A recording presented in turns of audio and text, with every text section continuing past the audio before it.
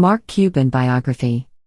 1958 Co-founder of the successful startup Broadcast.com, Mark Cuban is known as the zealous owner of the NBA's Dallas Mavericks and a star of the TV show Shark Tank. Who is Mark Cuban? Entrepreneur and professional sports team owner Mark Cuban has ventured into many diverse businesses. He made his fortune through the sale of startups Micro Solutions and Broadcast.com in the 1990s, and later became known as the zealous owner of the NBA's Dallas Mavericks. Cuban has also invested in film production and has appeared on such TV series as Dancing with the Stars and Shark Tank. Early life. Mark Cuban was born on July 31, 1958, in Pittsburgh, Pennsylvania. Cuban had a typical middle-class childhood. His father, Norton, spent nearly half a century working at a car upholstery shop. His grandfather, Morris Chobaniski, emigrated from Russia and fed his family by selling merchandise out of the back of a truck. Like his grandfather, Cuban displayed a tenacity for making a deal and carving out a better life for himself. At the age of 12, he sold sets of garbage bags to save up for a pair of shoes he liked. In high school, he earned extra dollars any way he could, mainly by becoming a stamp and coin salesman. Cuban's go-getter attitude extended to the classroom as well. He started taking psychology classes at the University of Pittsburgh during his junior year of high school. He then skipped his senior year and enrolled full-time at the college. After his freshman year at Pitt, Cuban transferred to Indiana University. His understanding of supply and demand extended outside of the classroom. Needing to make money to continue his education, he was paying his own tuition. Cuban started giving dance lessons. That endeavor soon led him to host lavish disco parties at the Bloomington National Guard Armory. Business ventures, Micro Solutions to Broadcast.com. After graduating in 1981, Cuban moved back to Pittsburgh and took a job with Mellon Bank, just as the company was ready to switch over to computers. Cuban immersed himself in the study of machines and networking.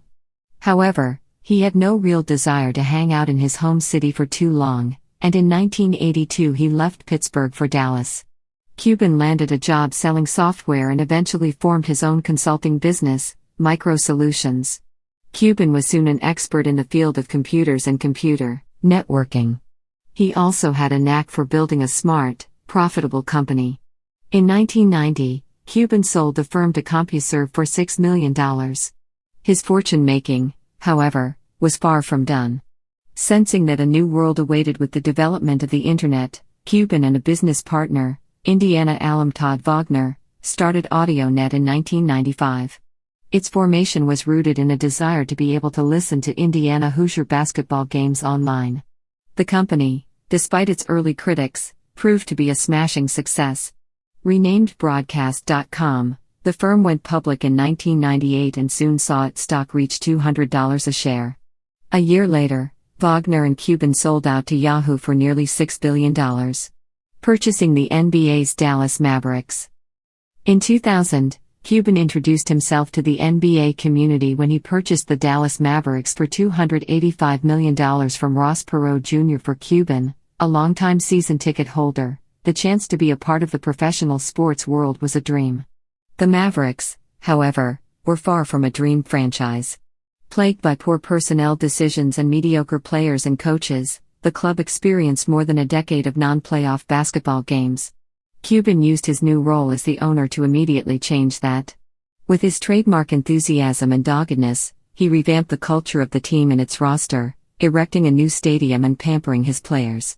Cuban showed himself to be the club's biggest booster. Choosing to sit with the fans, Cuban egged on opponents and derided refs, and the Mavericks responded positively to the new owner's zeal.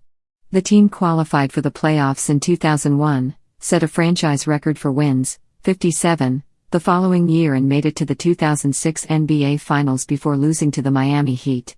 In 2011, the Mavericks finally won the NBA title by defeating the Heat. Cuban also brought a touch of innovation to his ownership of the team. He was the first owner to launch his own blog, a swirling mix of his own tech insights and thoughts on NBA basketball. The blog became wildly popular, receiving thousands of emails a day from his readers. Controversies. Online and off, Cuban is an unfiltered force of opinion, a bombastic personality among the rather stodgy inner circle of NBA ownership. He made waves when he referred to Kobe Bryant's sexual assault case of 2003 as great for the NBA. It's reality television, people love train wreck television, and you hate to admit it, but that is the truth, that's the reality today. In another instance, he attacked the league's former director of officiating, Ed Rush, saying that he might have been a great ref, but I wouldn't hire him to manage a Dairy Queen. The statement eventually found the chagrined billionaire putting in a day's shift at a Dairy Queen in Coppell, Texas. In 2004, Cuban caught the attention of the Security and Exchange Commission, SEC, which charged him with insider trading in regards to an internet search engine website. Cuban claimed he was innocent, and in July 2009 the case was dismissed. However, it was reinstated the following year, and in March 2013, Judge Sidney A. Fitzwater let the case go to trial once again. The trial began on October 1, 2013, but Cuban was officially cleared of all charges of insider trading by a Texas jury later that month. Cuban again courted controversy in May 2014, when he made some comments that were widely perceived as racist. On the subject of bigotry, he stated, "If I see a black kid in a hoodie on my side of the street, I'll move to the other side of the street." Cuban then explained that he tried to always catch my prejudices. Cuban later expressed remorse for his comments, posting, "I didn't consider the Trayvon Martin family, and I apologize to them for that." He also tweeted that I have my failings, but a racist I am not. In February 2018, with the Mavericks owning one of the worst records in the NBA, Cuban admitted that he told his team that losing is our best option to obtain a top pick in the NBA draft, a comment that drew a whopping $600,000 fine from the league. Cuban faced additional problems around that time, as a Sports Illustrated report of sexual harassment and other forms of misconduct within the Mavericks front office had prompted the team to open an internal investigation. In March, an NBA spokesperson said the league was reviewing an alleged incident of sexual assault involving Cuban from 2011, which ended with prosecutors declining to press charges at the time. TV, film and social media. Cuban made a big foray into the high-definition TV market with HDNet, later AXS TV, launched his own reality TV series, and on the advice of his young daughter, became a contestant on Dancing with the Stars in 2007. In 2011, he began his long run as one of the investors on the popular series Shark Tank. Cuban also brought his business acumen to the world of film and television production by purchasing the Landmark Theaters chain and Magnolia Pictures in 2003. He's listed as an executive producer for such acclaimed movies as Good Night and Good Luck, 2005, and Akeelah and the Bee, 2006, and further augmented his own celebrity with appearances in the popular TV series Entourage and The League.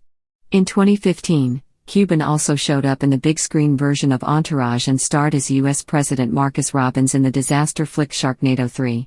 Cuban remained on top of technology trends by launching a social media app called Cyberdust in 2014. True to form, he also thrust himself into the national conversation when inspired, boasting he could beat both Hillary Clinton and Donald Trump as campaigning for the U.S. presidency heated up in 2015. In July 2016, the billionaire threw his support behind Clinton. In April 2020, with Joe Biden emerging as the presumptive Democratic opponent to President Trump, Cuban again suggested that he was open to a presidential run.